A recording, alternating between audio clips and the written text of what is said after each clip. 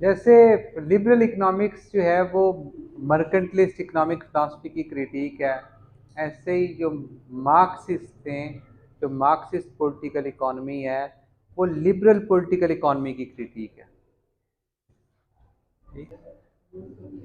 जहाँ पे liberal economics हमें कहती है कि ये जो इकोनॉमिक एक्टिविटी है ये डोमेस्टिक स्फेयर में हो रही है, नेशनल में हो रही है, इंटरनेशनल में हो रही है, ये बड़ी फ़ायदेमंद है हर किसी के लिए। ठीक। वहाँ पे मार्क्सिस्ट ये कहते हैं कि ये बेसिकली एक्सप्लॉयटेशन है। ठीक है, जहाँ पे भी हो रही है ये एक्सप्लॉयटेशन हो रही है, इसमें फ़ायदा कोई नहीं है। फ़ायदा है लेकिन इंडिविजुअल का फ़ायदा नहीं है। ठीक है, वो किसी ख़ास ग्रुप है जिसका फ़ायदा है, वो हम डिस्कस करेंगे कि वो ग्रुप क्या है जिसका फ़ायदा हो रहा है। ठीक।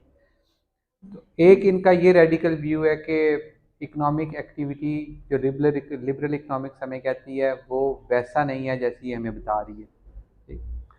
और पॉलिटिक्स और इकोनॉमिक्स जो है वो हैं रिलेटेड बिल्कुल, लेकिन जो प्राइमेसी है वो उसमें पॉलिटिक्स नहीं है जिस तरह मर्केंटलिस्ट कहते हैं, बल्कि इकोनॉमी जो है वो सुप्रीम इम्पोर्टेंस रखती है। इनफैक्ट इतनी इम्पोर्टेंस रखती है कि हर चीज़ ही इकोनॉमी डिटरमिन करती है।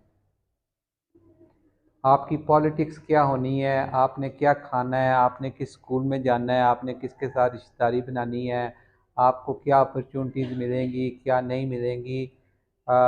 इवन इस हद तक सब जब हम देखेंगे बेस और सुपर स्ट्रक्चर कि आपका कल्चर क्या है, आपका रिलीजन क्या है, हर चीज़ बेसिकली एक तरह से इकोनॉमिक्स से इमर्ज हो रही है। ठीक है, तो जो चीफ चीज़ है जो डिटरमिन कर रही है हर चीज़ को वो इकोनॉमिक्स है। और अगर हम इस चीज़ को नहीं समझेंगे तो फिर हम इंटरनेशनल रिलेशंस को भी नहीं समझ सकेंगे।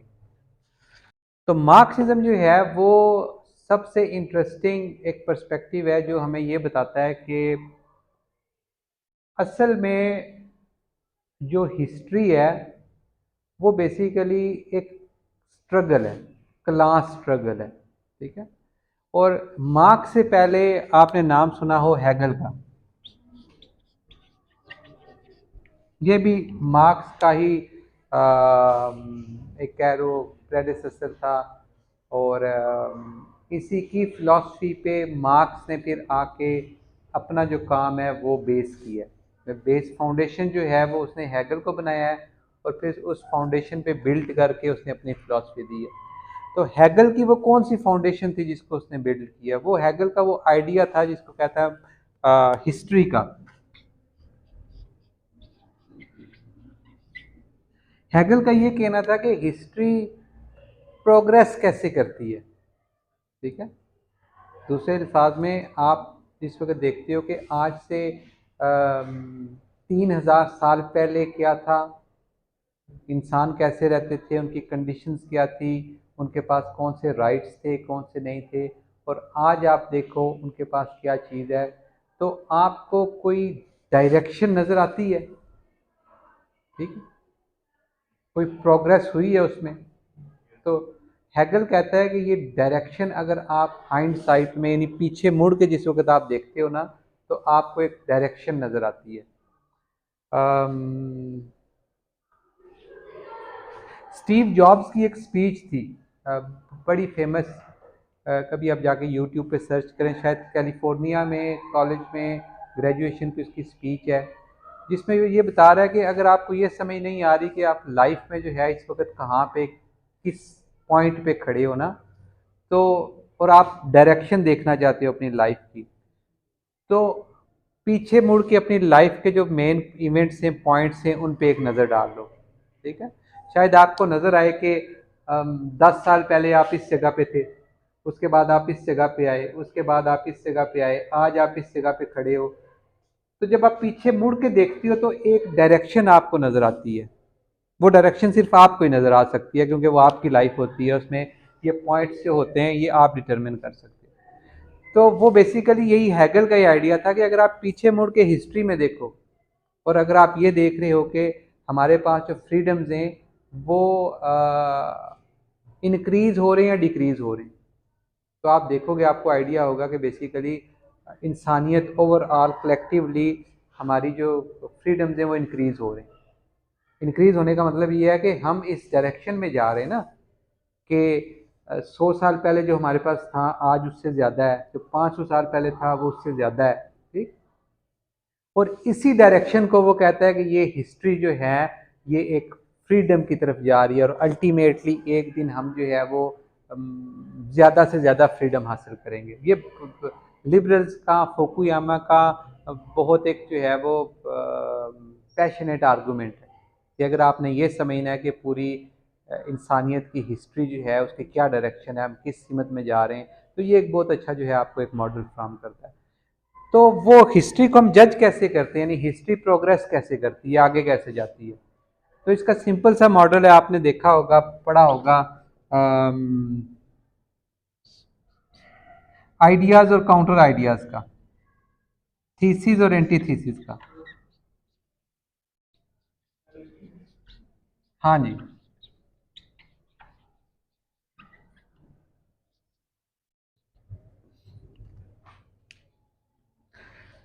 तो हैगल कहता है कि हिस्ट्री प्रोग्रेस करती है आइडियाज में, रील्म ऑफ आइडियाज में। ठीक है, आपके पास एक आइडिया आता है और फिर कुछ अरसे बाद उस आइडिया का एक अपोजिशन सामने आती है जिसको एंटीथीसिस वो कहता है। ठीक है, सबसे पहले थीसिस आता है, फिर एंटीथीसिस आता है, फिर टाइम के साथ साथ दोनों आपस में जो है कोलाइड करके दोनों का कोई सिंथेसिस बन जाता है। ठीक है, और वही सिंथेसिस फिर आगे जाके फिर थीसिस की फॉर्म लेता है। और इस तरह ये आइडियाज़ में जो प्रोग्रेशन हमारी होती है, अगर आप पॉलिटिकल फिलॉसफी उठा के देख लें तो उसमें भी आपको ऐसे ही आइडियाज़ नज़र आ रहे हैं।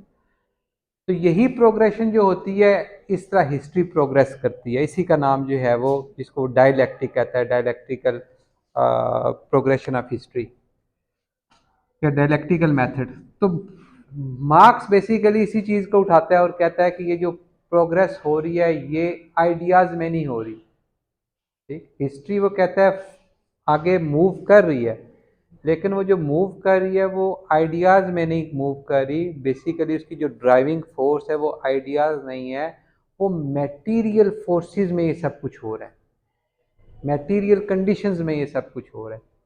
ठीक?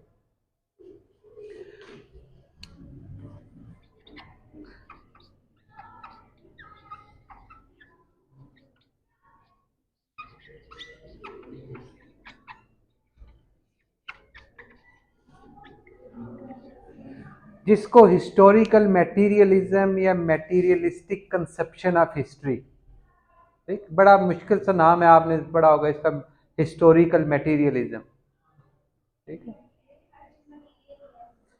हाँ, बेसिकली हिस्टोरिकल मटेरियलिज्म वो कहता है कि हैगल की जो फिलॉसफी थी वो अपने सर पे खड़ी थी, मैंने उसको उठा के सीधा कर दिया बस। ठीक है, वो उल्टी थी कि उसमें आइडियाज़ जो थे वो क्या था कि वो हिस्ट्री को आगे चलाते हैं, मैंने उसको सीधा कर दिया और बता दिया कि आइडियाज़ बेसिकली मैटर नहीं करते, नीचे जो मटेरियल कंडीशन होती है वो मैटर करती है। ठीक, और वो मटेरियल कंडीशन क्या होती है? फोर्सेस ऑफ प्रोडक्शन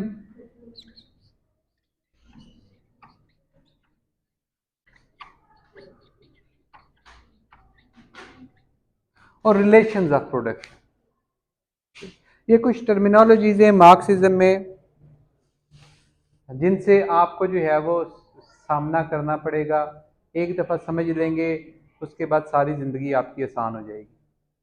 ठीक, मैंने इसलिए हैगल से स्टार्ट किया कि हैगल का डायलैक्टिक्स आपको पता चले, और उसी का उल्ट जो है वो डायलैक्टिकल मटेरियलिज्म है। डायलैक्टिकल मटेरियलिज्म इस चीज़ का नाम है कि हर चीज़ जो होती है वो इकोनॉमिक्स से, मटेरियल से ओरिजिनेट हो रही है, और वो जो इकोनॉमिक्स मटेरियल है वो किन चीज़ों से मिल के बनता है, वो क्या मटेरियल कंडीशन है जिससे वो मिल के बनता है। यानी फंडामेंटली वो ये बता रहा है कि वो क्या चीज़ है जो हिस्ट्री को आगे चलाती है। तो वो चीज़ सबसे पहली है forces of production. Forces of production का मतलब ये है कि जो कोई भी आपके टूल्स, आपकी फैक्ट्रीज, आपकी ज़मीन, जो भी प्रोड्यूस करने के लिए आपको चाहिए, जिस तरह अगर आप पहले दौर में फोर्सेस ऑफ प्रोडक्शन में ज़मीन आ जाती थी कि ज़मीन से ही गल्ला उगेगा, ज़मीन से ही अनाज उगेगा और वो आगे जाके आपने जो है वो लोगों में बांटना है, उस वक्त ये सिंपल कमोडिटीज़ थी। आज फोर्सेस ऑफ प्रोडक्शन में सारी फैक्ट्रीज आ जाती हैं, ठीक है, सारे वो मीन्स आ जाते हैं जिसको हम कहते हैं मीन्स ऑफ प्रोडक्शन या फोर्सेस ऑफ प्रोडक्शन, के जिनके ज़रिए से प्रोडक्शन होती है, ठीक है, जो प्रोडक्शन के लिए ज़रूरी है, उसमें लेबर भी है। अगर आपके पास फैक्ट्री है, अगर आपके पास लेबर है, अगर आपके पास रॉ मटेरियल है, ये सारी फोर्सेस ऑफ प्रोडक्शन है, ठीक, एग्जैक्टली कैपिटल। और रिलेशंस ऑफ प्रोडक्शन क्या हैं कि इस फोर्सेस ऑफ प्रोडक्शन के नतीजे में इंसानों के क्या रिलेशंस वजूद में आते हैं। अगर आप सिंपल एंशियंट सोसाइटी लें जिसमें सिर्फ हंटर्स होते थे, ठीक है, एक हंटर गैदरर सोसाइटी आप ले लें, सबसे पुरानी सोसाइटी जिसमें लोग हंट करते थे और हंट करने के बाद वो जो है वो मीट जो है वो डिस्ट्रीब्यूट कर देते थे। तो उसमें फोर्सेस ऑफ प्रोडक्शन आपके सिंपल जो है वो एरोज है, ठीक, और उसमें रिलेशंस ऑफ प्रोडक्शन क्या है, एक हंटर्स हैं और उनकी फैमिलीज हैं, ठीक, सिंपल रिलेशंस है, ठीक है, कुछ लोग हंट कर रहे हैं और कुछ लोग जो है वो डिपेंडेंट है उन पे, जो जिनको वो हंट करके फीड कर रहे हैं। इसी को आप आगे कर लो फ्यूडल यूरोप में, ठीक है, उसमें फोर्सेस ऑफ प्रोडक्शन क्या है, आपकी लैंड है, ठीक, और उसमें रिलेशंस ऑफ प्रोडक्शन क्या है, उसमें लैंड लॉर्ड्स हैं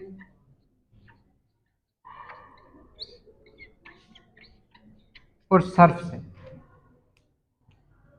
ठीक है, लैंडलॉर्ड के पास ज़मीन है, सर्फ्स जो है प्रोलिटरेट्स जो हैं वो उन ज़मीनों पे काम कर रहे हैं।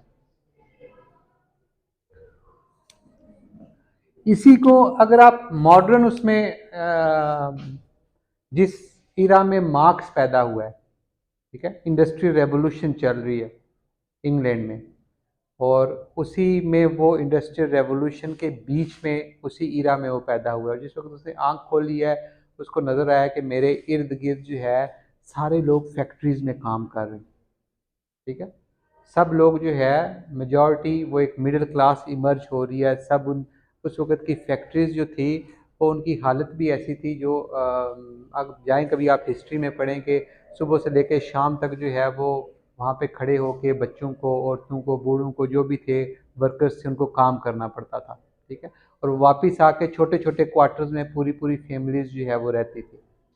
तो मार्क्स इस इरा में पैदा हुआ है, तो उसके लिए ये क्वेश्चन है कि ये सब कुछ क्या हो रहा है, ये क्यों लोग जो है इतने ज़्यादा ये काम कर रहे हैं, इतनी बुरी कंडीशंस में रह रहे हैं, हर चीज़ रह रहे हैं, और वहीं से उसने बैक ट्रैक करके चीज़ें सोचनी शुरू की। तो जो जिस इरा में मार्क्स पैदा हुआ उसमें जो फोर्सेस ऑफ प्रोडक्शन थी वो अब फैक्ट्रीज हो गई, और उसमें रिलेशंस ऑफ प्रोडक्शन जो हैं वो अब आपकी दो क्लासेस हो गई हैं, जिसको वो कहता है बोर्जुआजी और प्रोलिटरेट, ये आप सिंपल कह रहे हो इंडस्ट्रियलिस्ट क्लास और वर्कर्स। तो बेसिकली मार्क्स आपको ये कह रहा है कि अगर आप हिस्ट्री पे नज़र दौड़ाओ पीछे तो आपको ये नज़र आएगा कि पूरी हिस्ट्री जो है वो शुरू से लेके अभी तक वो बेसिकली दो क्लासेस का आपस में क्लैश है,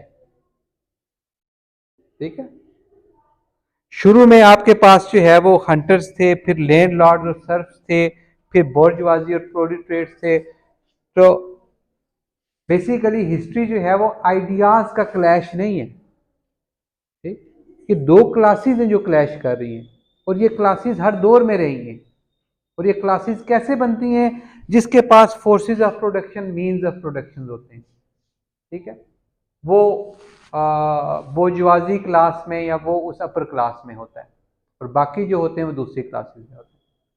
तो बेसिकली हिस्ट्री जो है वो जो कहते हैं ना, history of existing human societies is the history of class struggle, उसका मेरा ख्याल है स्टार्टिंग में ही है ये, पैसेज के स्टार्टिंग में सेंटेंस।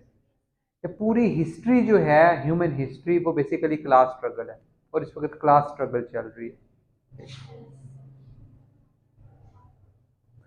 तो जहां पे रियलिस्ट और मर्केंटलिस्ट फोकस करते हैं स्टेट्स पे, इंडिविजुअल पे फोकस करता है लिबरलिज्म, वहाँ पे मार्क्सिस्ट हमें आके बताते हैं कि बेसिकली ना स्टेट इम्पॉर्टेंट है ना इंडिविजुअल इम्पॉर्टेंट है, असल में चीज़ क्या इम्पॉर्टेंट है कि क्लास इम्पॉर्टेंट है, आप किस क्लास में से बिलोंग करते हो।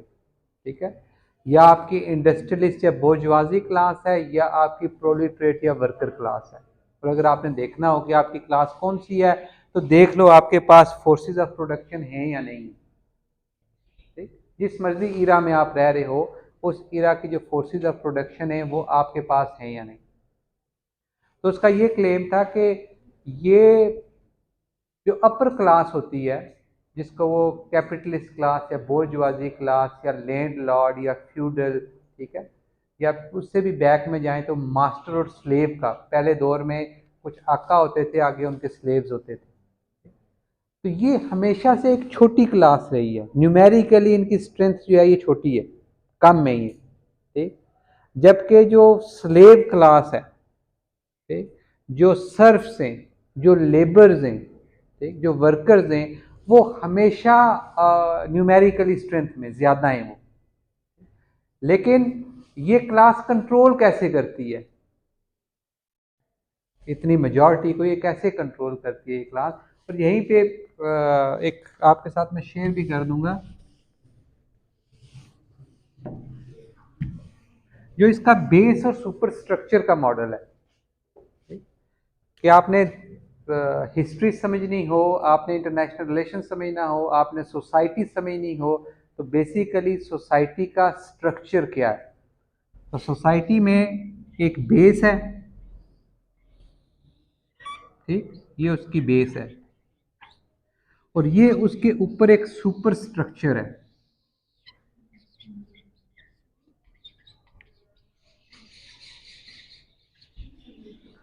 बेस क्या है, जो आपके इकोनॉमिक रिलेशंस हैं, फोर्सेस ऑफ प्रोडक्शन और रिलेशंस ऑफ प्रोडक्शन। ठीक है,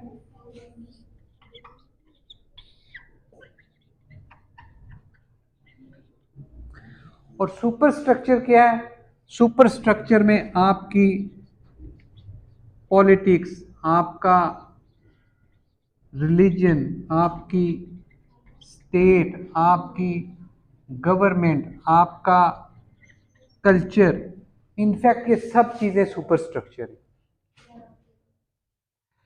यानी असल चीज जो इस चीज को डिटरमिन करती है वो ये है। ठीक, बेस इन चीजों को डिटरमिन करती है। आपकी पॉलिटिक्स क्या होनी है, आपकी स्टेट क्या होनी है, स्टेट में गवर्नमेंट किसकी होनी है, गवर्नमेंट की पॉलिसीज क्या होनी है, वो डिटरमिन करेगा यहां से कि आपकी बेस से जो भी रिलेशनशिप्स बनेंगे, इकोनॉमिक रिलेशनशिप, जो दो क्लासेस वजूद में आएंगी, उसमें से अपर क्लास हमेशा जो होगी वो स्टेट को रन करेगी, वो एक गवर्निंग कमेटी है। बस स्टेट क्या है, एक गवर्निंग कमेटी है इंडस्ट्रियलिस्ट क्लास की, स्टेट इससे ज़्यादा कुछ भी नहीं है। और ये जितना भी ऊपर सुपर स्ट्रक्चर है, आपका कल्चर है, आपका रिलीजन है, आपकी पॉलिटिक्स है, आपकी जो भी चीज़ें, वो बेसिकली इसको सपोर्ट करेंगी। ठीक है, ये इसको डिटरमिन कर रहा है, इसको कॉज कर रहा है, और ये सब इसको सपोर्ट कर रही है। यानी वो सिस्टम, वो कह रहा है कि सिस्टम जो है ये ब्रेक क्यों नहीं होता।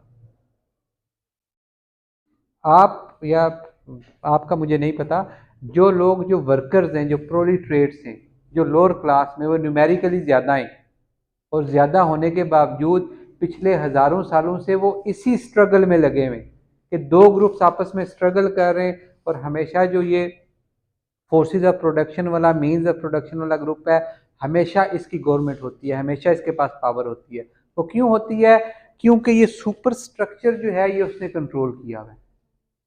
इसमें आपका एजुकेशन सिस्टम, आपको स्कूलों में क्या पढ़ाया जाता है, इसमें आपको कल्चर में क्या बताया जाता है, गवर्नमेंट की रिस्पेक्ट करनी चाहिए, अपने से बड़े की अथॉरिटी की रिस्पेक्ट करनी चाहिए, ऑर्डर के लिए पुलिस बहुत ज़रूरी है, लॉ एंड ऑर्डर के लिए आर्मी बहुत ज़रूरी है। तो बेसिकली ये आपको कंडीशन कर रहे हैं किस चीज़ में, इस स्ट्रक्चर को सपोर्ट करने में, कि कभी आप इस स्ट्रक्चर को क्वेश्चन ना करो। ठीक है, तो फिर वो कहता है कि हमने इस स्ट्रक्चर को ब्रेक करना है। ठीक है, और हमने एक स्टेटलेस सोसाइटी बनानी है।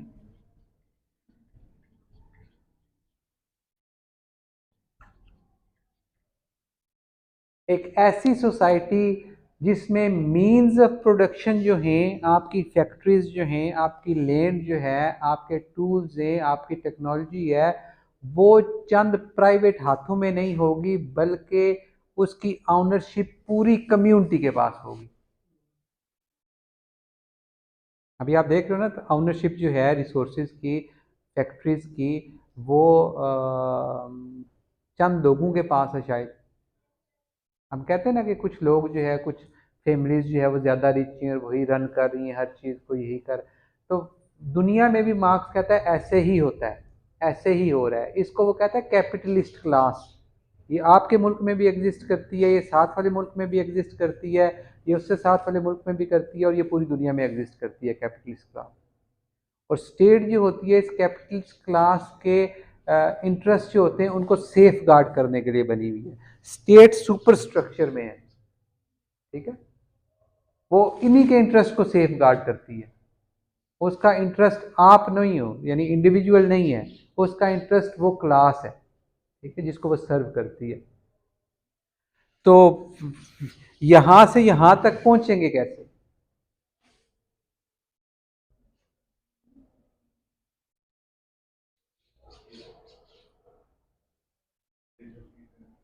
मैं कह रहा हूं कि ये सारा सोसाइटी का स्ट्रक्चर है।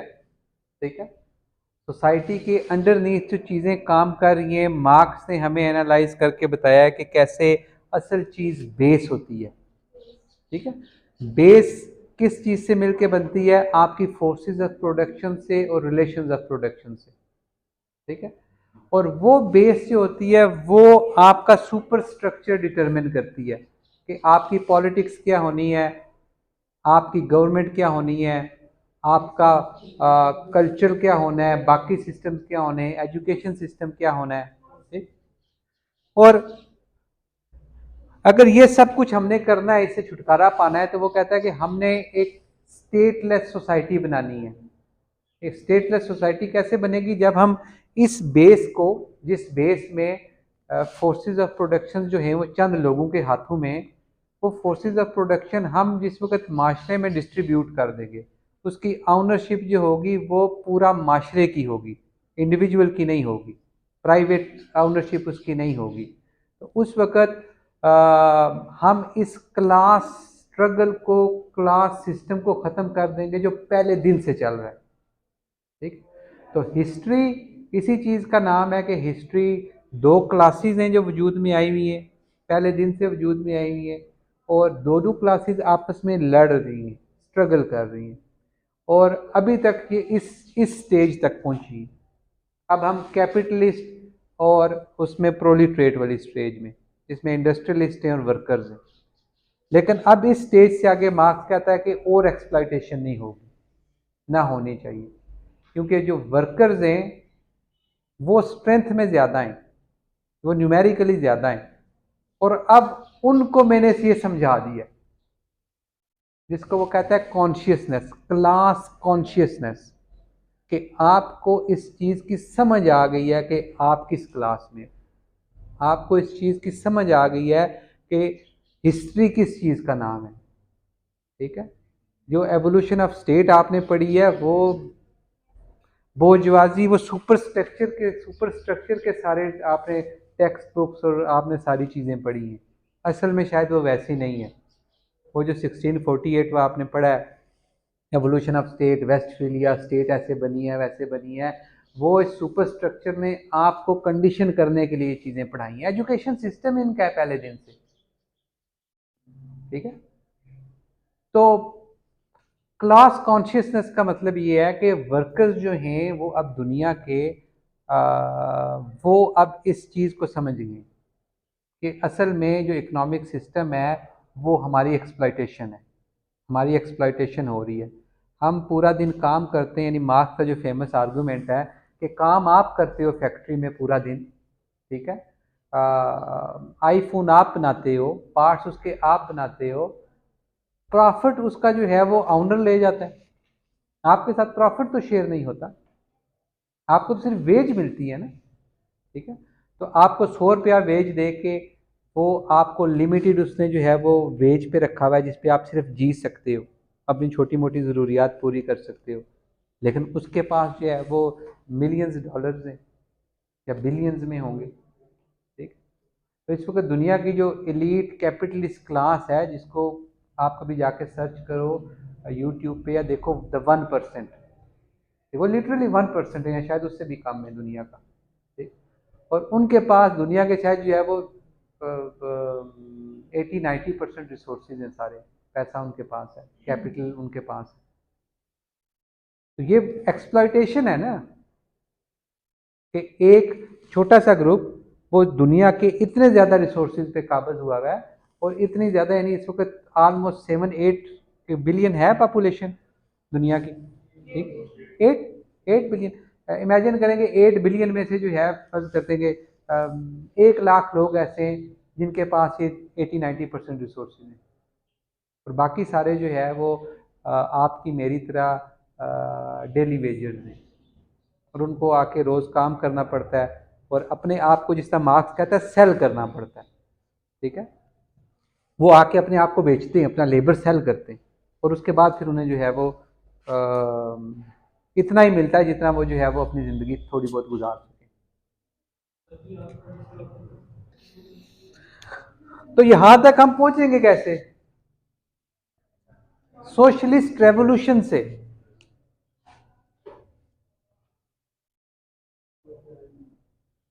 सोशलिस्ट रेवोल्यूशन से सारी दुनिया के वर्कर्स उठेंगे, अपनी अपनी कंट्रीज में उठेंगे, अपने अपने इंडस्ट्रियलिस्ट क्लास को, बोर्जवाजीज को उठा के वो फेंकेंगे, और उसके बाद अपनी अपनी कंट्रीज में वो जो है वो एक सोसाइटी बनाएंगे जिसमें हर चीज़ जो होगी वो पूरी कम्युनिटी की होगी, और ऐसा पूरी दुनिया में होगा।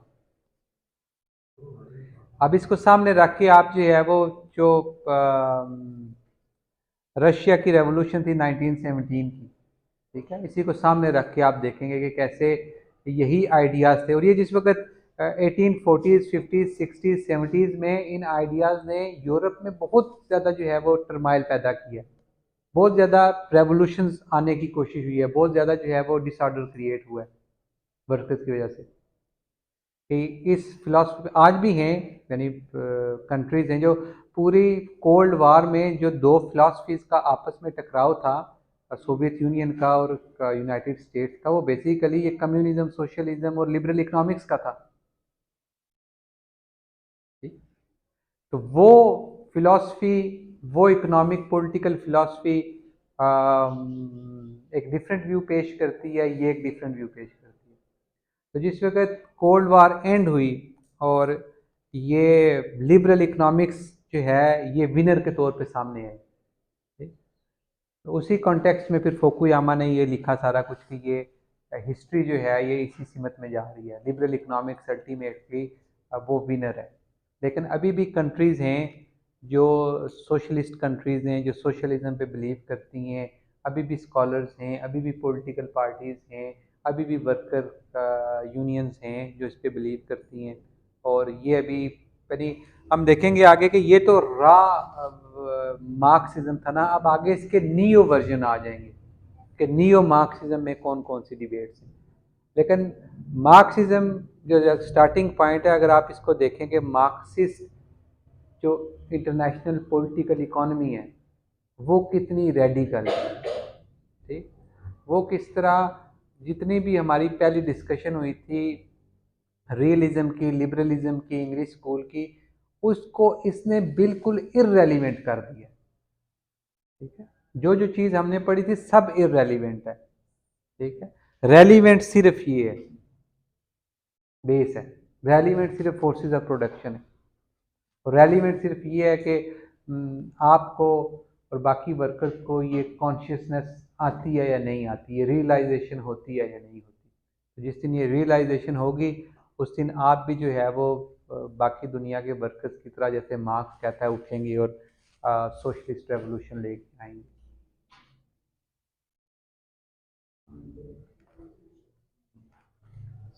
जी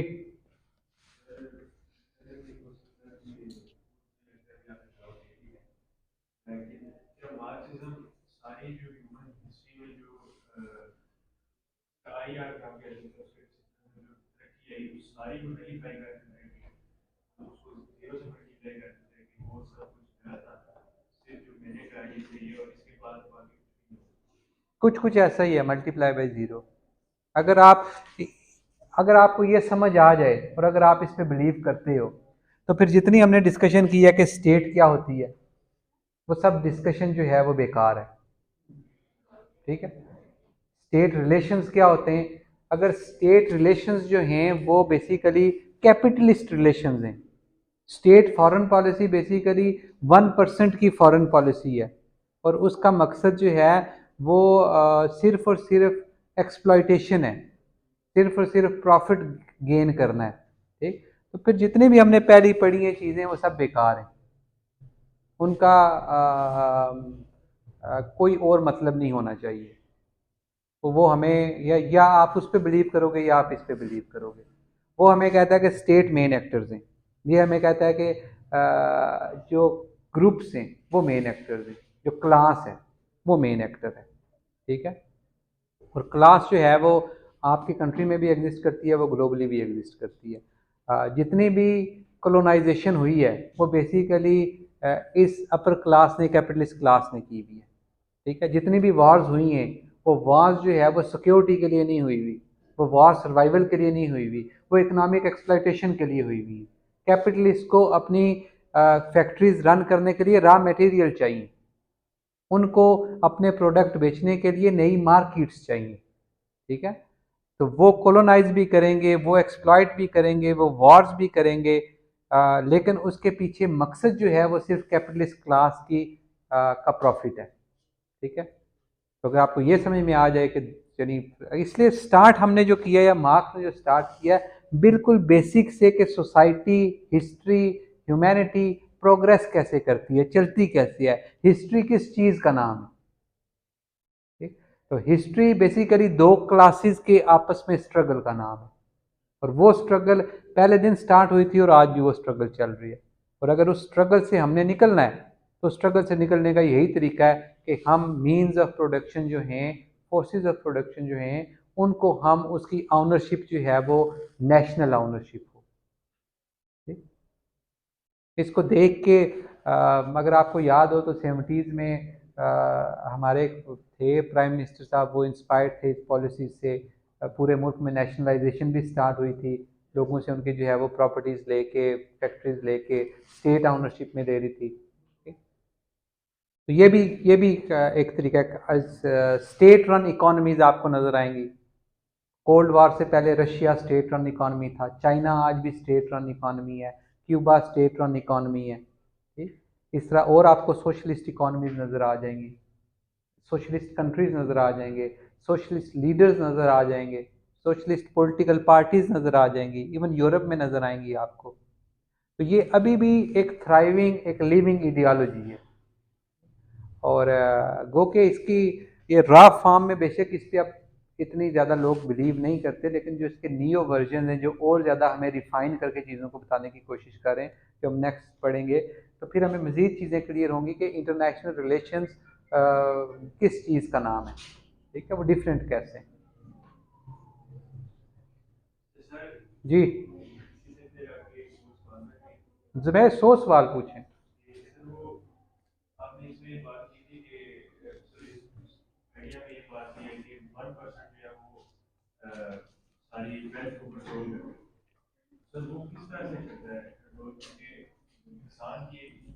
फिर मैंने ये तो नहीं कहा कि कोई एक कैपिटलिस्ट क्लास है जो हजारों साल जिंदा रहती है, वही बंदा जिंदा, यानी क्लास का मतलब रफली आप ये समझ लीजिए कि जिस ख़ानदान के पास वो वेल्थ है या वो रिसोर्सेज हैं, वो आगे उसी ख़ानदान में ट्रांसफ़र होते हैं ना। वो ख़ानदान आगे जाके छोटा हो सकता है, बड़ा हो सकता है, कहीं और से उस ख़ानदान में लोग इंक्लूड हो सकते हैं, कुछ हो सकते हैं। लेकिन बेसिकली चीज़ ये है कि क्या वो रिसोर्सेज कम्युनिटी के पास हैं या किसी इंडिविजुअल के पास हैं। वो इंडिविजुअल एक ख़ानदान की सूरत में हो सकता है, एक क्लेन की सूरत में हो सकता है, एक बरादरी की सूरत में हो सकता है, जैसे भी है। यानी मेजॉरिटी जो है उसके पास वो मीन्स ऑफ प्रोडक्शन नहीं है। मीन्स ऑफ प्रोडक्शन चंद हाथों में, लिमिटेड हाथों में वो जो है वो लिमिटेड हुए हैं।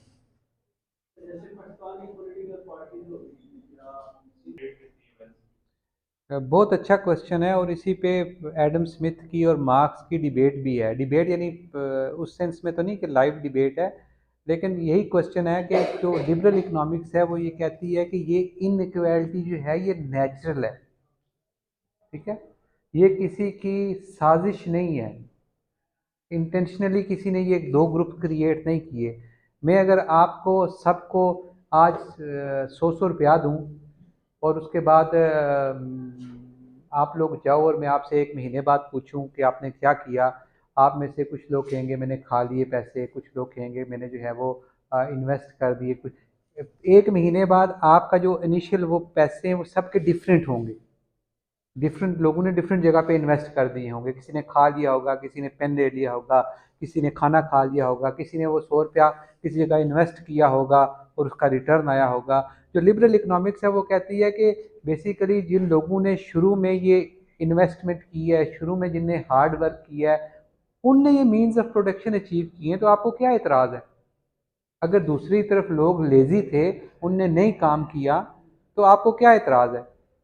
जो फैक्ट्री का ऑनर है वो ठीक है, लेबर उसको यहाँ से मिल रहा है, उसको मटेरियल किसी और जगह से मिल रहा है, लेकिन उसकी ये तो इनोवेशन है ना कि उसने ये सब कुछ सोच के एक चीज़ जो है वो डिज़ाइन की और फिर उसको रन किया। ठीक है, ये तो इनोवेशन है उसमें। तो ऐसा नहीं है कि हिस्ट्री में किसी पॉइंट पे जाके पीछे कोई ऐसा इंसिडेंट हुआ था, गो के मार्क्सिस्ट कहते हैं कि ऐसा ऐसा एक पीरियड था जिसमें जो है ये इंटेंशनली किया गया। ठीक, जिसको वो कहते हैं कॉमन्स ना, ट्रेजेडी ऑफ कॉमन्स शायद, कि पहले दौर में ये होता था कि वो सारी ज़मीन जो होती थी वो कॉमन होती थी। आपके भी जानवर उसमें चरते थे, मेरे भी जानवर उसमें चरते थे। फिर एक दौर आया कि वो कॉमन जो थी लैंड वो एक्वायर इसी तरह कर ली गई। मार्क्स कहता है कि वो ज़बरदस्ती फोर्स से, एक्सप्लॉयटेशन से एक्वायर की गई। ठीक, तो जहाँ से वो ट्रेजेडी ऑफ कॉमन्स स्टार्ट होती है, वहाँ से फिर ये क्लास सिस्टम जो है ये फिर स्टार्ट हो जाता है, इमर्ज हो जाता है। लेकिन लिबरल इकोनॉमिक्स का इस पे फोकस है कि ये सब कुछ नेचुरल है। ठीक है, और मार्क्सिस्ट कहते हैं कि नहीं, ये नेचुरल नहीं है, इसमें इंटरवेंशन है, ये बाय डिज़ाइन है, बाय डिफ़ॉल्ट नहीं है।